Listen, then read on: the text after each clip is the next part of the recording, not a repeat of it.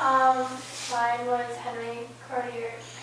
Henri Cartier Bresson. Henri Cartier Bresson.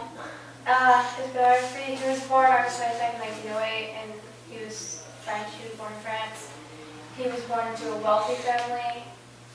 His father was a textile manufacturer, and he liked art from a young age. And it said his uncle was like an artist. I forget what it was. And then his dad did some drawing, and then so he always was around art.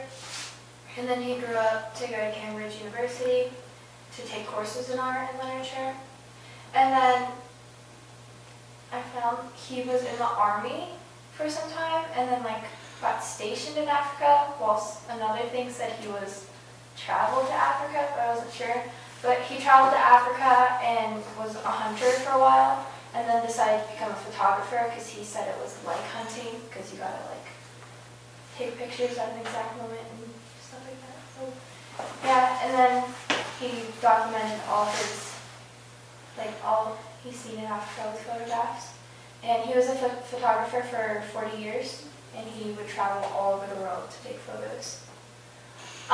This is my first photograph. I really like the photograph because it's really balanced, and I love how there's so many shades in it, because you get the white and the really dark in the shadow, and the other gray. And I love the I don't know, position, composition of it. So it's really nice. And there's kind of two subjects, because there's two people in it. There's a guy over here, and there's also the guy on this side in the background. So it's a really nice picture. Yeah. And then it's a little blurry, but I zoomed it in a little bit. I really love the range of colors in this, because it's really light, his skin tone, and then the thing behind him. And then it goes to really dark, and the floor behind them, and his hair is really, really dark. And I really love that in this picture, because it's really pretty. I don't know. Yeah.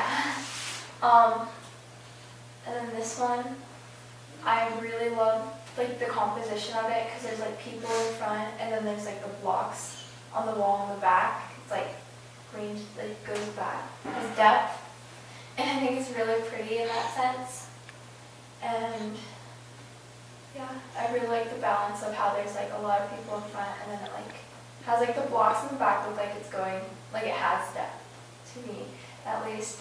And it's I think it's a really pretty photograph. And then this one, I don't know, it has a smooth look to it. I don't know how to describe what I'm trying to say, but it has a really nice look to it. And there's a contrast in the colors, because it's really light, but also there's some really darks in it. And the ideas in the photograph, as far as she's really happy and he's not, and I really like that, because it's really cool in the photograph, shown. And then there's this photograph. I thought it had really good balance with this girl on this side and then the other girl on that side. And it's really dark, but there's also some really light, in her skin tones, there's really light. So I thought it was very pretty in that sense. And then it's really nicely composed.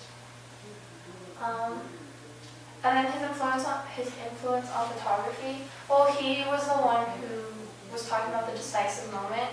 And he really taught other photographers about when to know the decisive moment, when to know okay, the best time to take photographs, because it was when in front of you, it was the perfect time, I guess. And he wrote a book on it and stuff like that. So he really influenced other photographers on the decide to take a photograph.